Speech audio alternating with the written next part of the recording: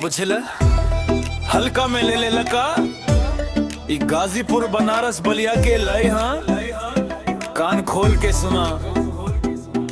शहर के शेर हम जिगर में आबा कांपेला दुश्मन हमारे ऐसन अंदाज बा।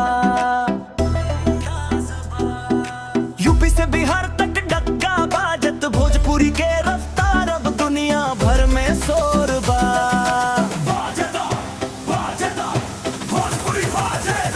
सुना हाथ में कड़ा गले में सोना के चेन बा, बोली में मिठास परी दिमाग एकदम हाई बा। लाइका हम देहाती पर सोच हाई फाई बा, गूगल पे सर्च कर हमारा भी एकदम तबाही बा। भोजपुरी वाला स्वैग तोरा समझ में ना आई, जब चलेला हमार कलर ट्रेंडिंग मचावे तबाही।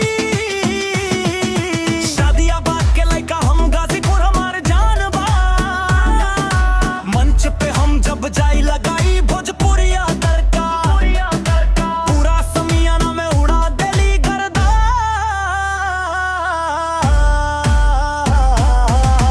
बीट और तेज हो जाए एने देखा फेंक मारा तू हम ओरिजिनल पीस है, भोजपुरी माटी के हम लेटेस्ट रिलीज है। ब्रांड के चक्कर में हम ना ही पड़ी, खा के लिट्टी चोखा हम पहाड़ पे चढ़ी। अरे पीठ पीछे बोले वाला बोले जड़े ही है, तो पम तो बाड़ी हम तो शोर कम करी, जेकरा से वीडियो कर ढेर हम करी। दो चीज थोड़ा स्लो खेला फिर अचानक ब्लास्ट गूंजत बा ढोल बाजेला ताशा। भोजपुरी रैप के है परिभाषा, हक से बोलब शान से रह दब, जे भी टकराई ओकरा के मार गोली।